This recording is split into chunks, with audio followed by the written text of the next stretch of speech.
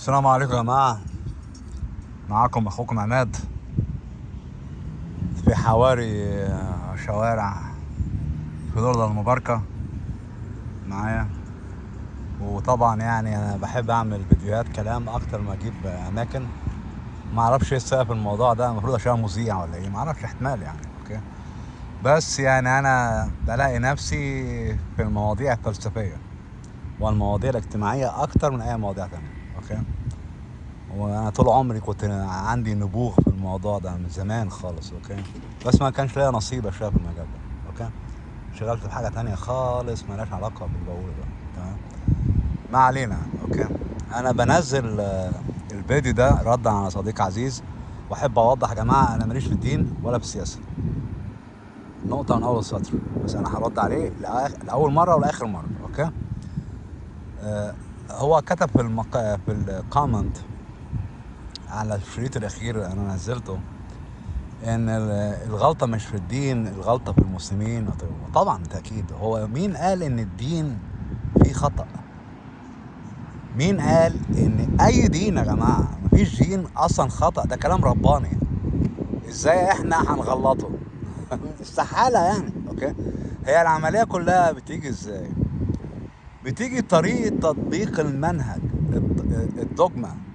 الدogma او المنهج او النظريه، واخد بالك، او الاساس، الدستور الديني تم تطبيقه بطريقه خطأ، وتم تنفير الناس من الدين.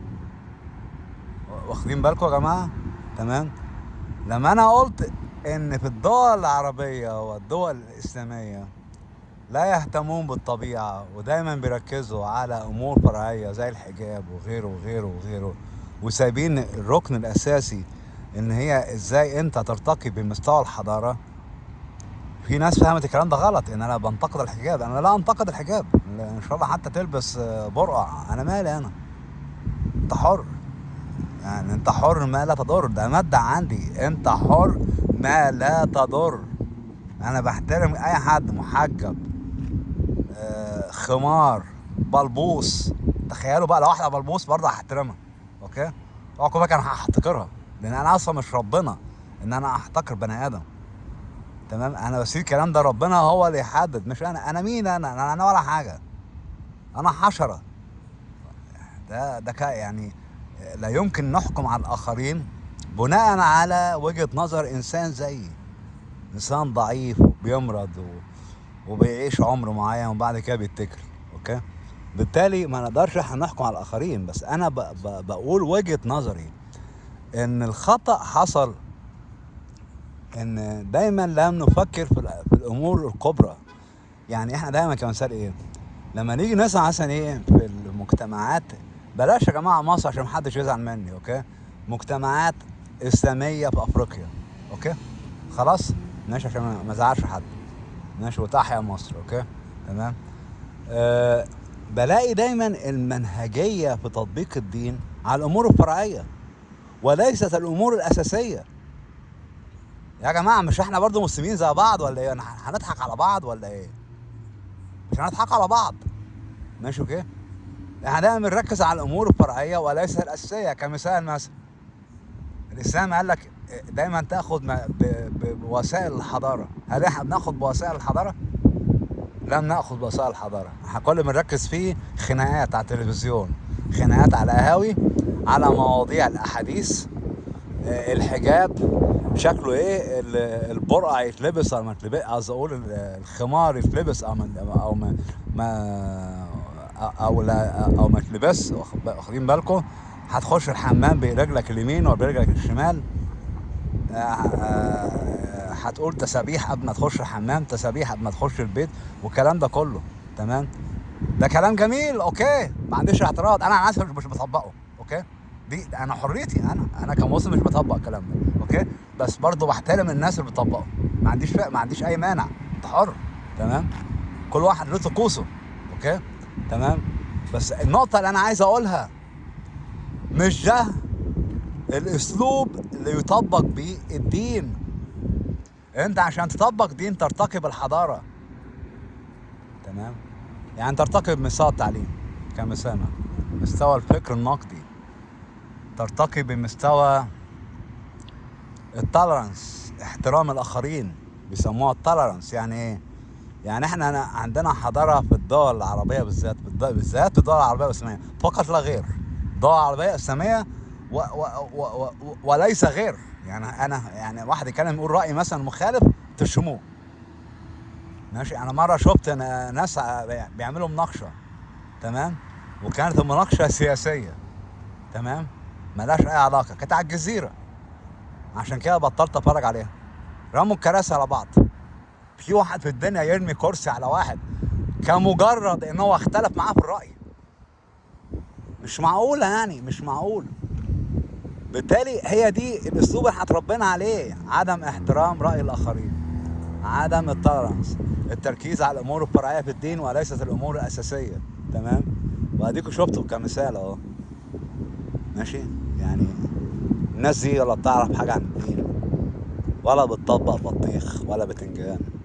يمكن ما عندهمش دين خالص، احتمال يعني، تمام. ما اقدرش اقول حد عندهم دين، تمام، بس في نفس الوقت شعب نضيف، الارض نضيفه اهو، مكان اهو، محطة بنزين تقريبا اول مرة انزلها، محطة بنزين دي، اوكي.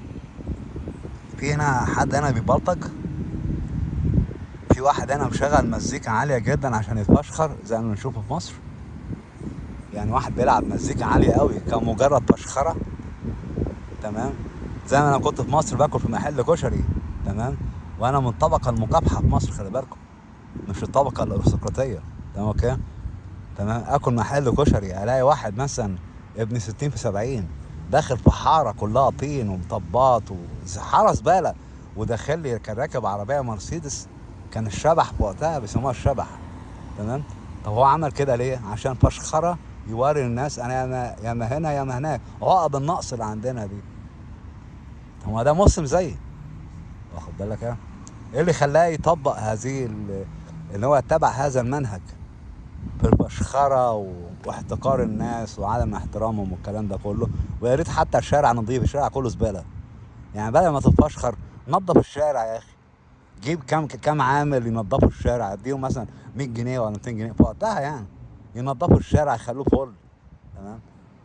ما تكلمش البلد تقول البلد هي اللي هتنظف، انت ابدأ لوحدك نظف، تمام. طبعا ده يوريك ان احنا مستوى عدم وجود الفكر النقدي عندنا خلانا عندنا سطحية في الدين. معلش يا صديقي العزيز، احنا عندنا سطحية في الدين، احنا اكبر ناس سطحيين في الدين في العالم كله، مالك سطحية رهيبة. ماشي، هتقولي الحجاب صح، طبعا الحجاب صح، استغفر الله العظيم، هو حد قال الحجاب غلط؟ ماشي. هتقولي التسابيح كويسة، طبعا ممتازة، يا سلام، هخش برجل اليمين ورجل الشمال، هخش بالاثنين يا سيدي، واخد بالك، عشان انا ما ازعلش حد، اوكي. بس هل هو ده الدين؟ ما اظنش ان هو الدين. ما هو الدين؟ الدين في رأيي الشخصي انك انت بترتقي بحضارة معينة، بناس معينين، وترفعهم لمستوى الحضارة. ما هي الحضارة؟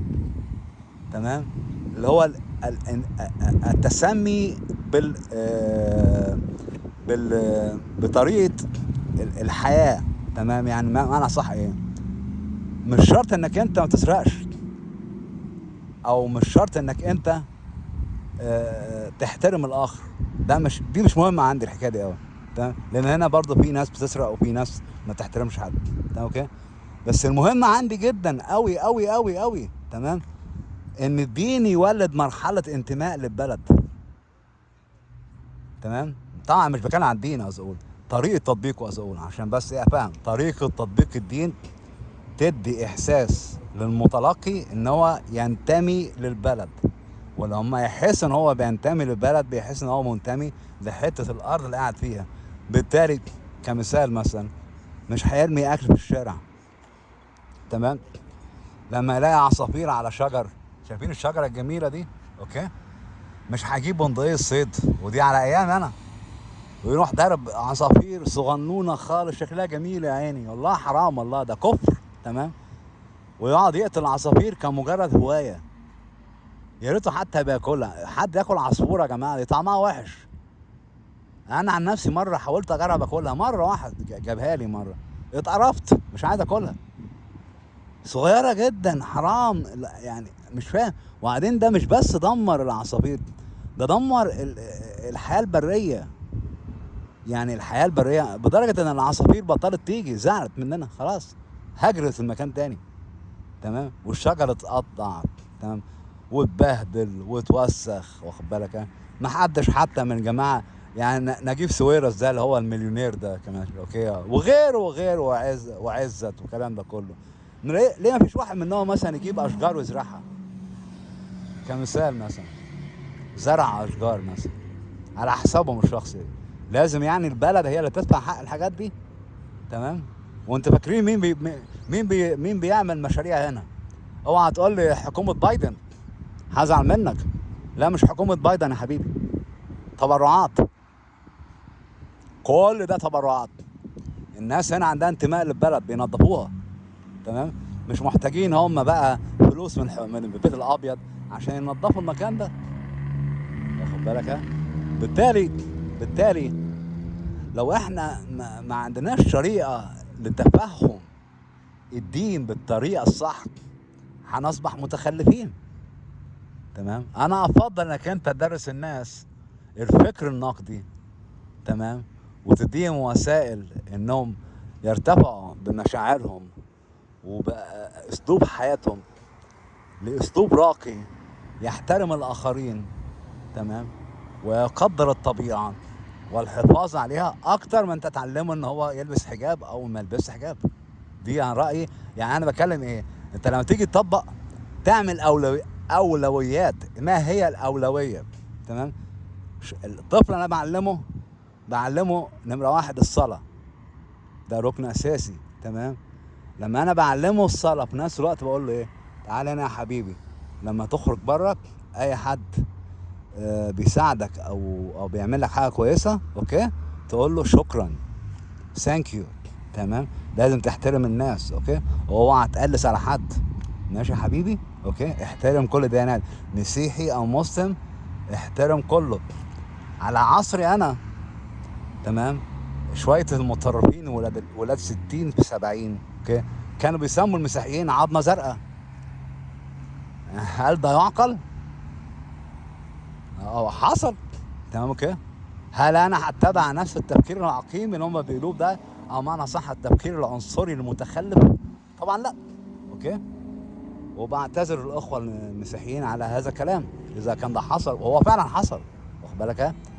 بس انا ليس ذنبي ان المجتمع بتاعي متخلف وجاهل، ليس ذنبي. ما تخش ذنب المجتمع عليا انا، واخد بالك؟ انا مين انا؟ هصلح المجتمع؟ مش هعرف اصلحه. تمام. لو انا كنت اعرف اصلح مجتمع اجي امريكا؟ طبعا لا. ما كنت اعرف مكان هناك، البلد مش بتساعدني اعمل اي حاجه، مفيش امكانيات في البلد او وسائل ان انا اوصل صوتي للمسؤولين عن الفساد، واخد بالك ايه؟ مفيش وسائل لحمايه الناس من جرائم القتل. تمام. مفيش وسائل انك انت تشتكي لو المكان غير نظيف. ايه هي الوسائل؟ مفيش وسائل.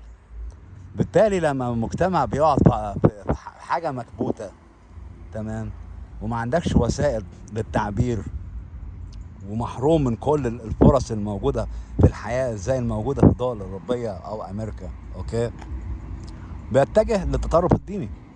دي معروفه. التطرف الديني شيء حتمي لغياب اختيارات اخرى. التطرف الديني امر حتميا بسبب غياب فرص اخرى بالحياه، نقطه من اول السطر. تمام. وده سبب، ماشي، الظروف الاقتصاديه، سببه الجهل، واخد بالك، سببه التربيه اللي هتربينا عليها، معنى صح. يعني انت عندك مثلا الطالبان ما شاء الله ربنا يبارك لهم، يعني ده شعب جميل جدا، ده عبقرة يا جدعان، والله العظيم عبقرة. تمام. شعب الطالبان اصدر قرار بيقول لك تعليم المرأة حرام. ما شاء الله، دعاية جميلة قوي للإسلام الصراحة، دعاية خرابي، ربنا يبارك لهم. أيوة يا جدعان، دول عبقرة بجد، والله. لا اله الا الله. ماشي اوكي، هو ده اللي بتطلع بيه. اوكي، هل بقى يعني تفتكروا امر مفاجأة بالنسبة لكم؟ معروف ان التطرف الديني بيجي في المجتمعات المغلقة. التطرف الديني بيجي لغياب فرص الحياة الأخرى. مفيش مجتمع مقفول، مفيش مجتمع بيتم حكمه باسم الدين إلا ما يكون ديكتاتوري. معروف الحكاية دي ان المجتمع الذي يحكم باسم الدين مجتمع فيه فاشية دينية. تمام.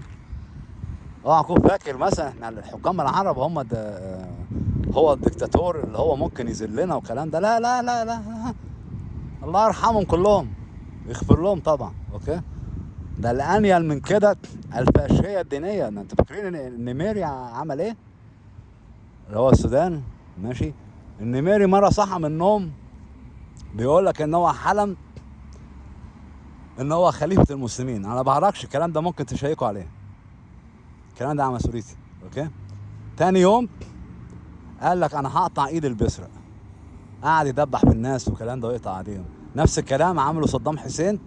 تمام، برضه قال انا بقيت خليفه المسلمين يا جماعه، هطبق الشريعه. شايفين دي الشريعه بالنسبه له.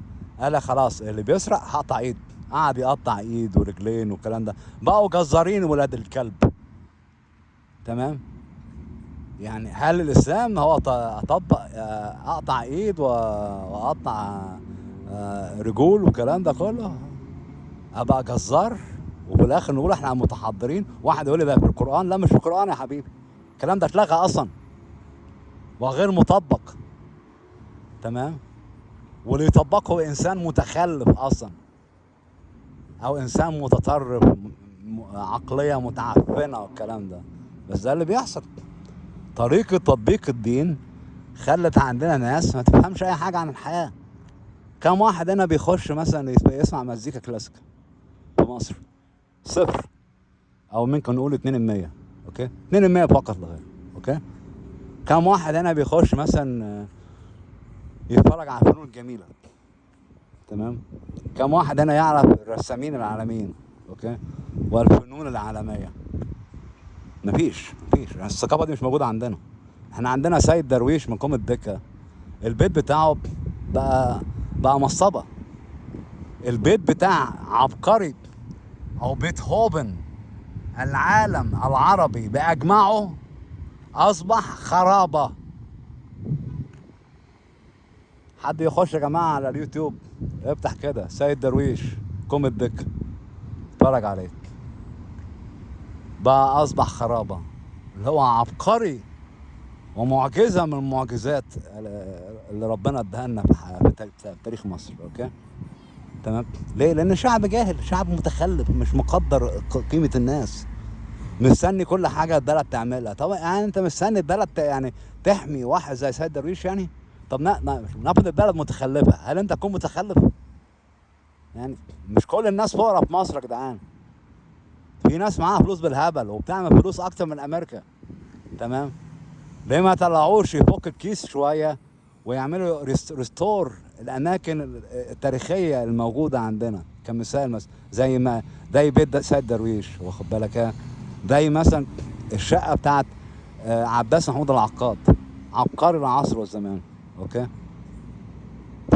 فين الشقه بتاعته؟ حد يقول لي فين؟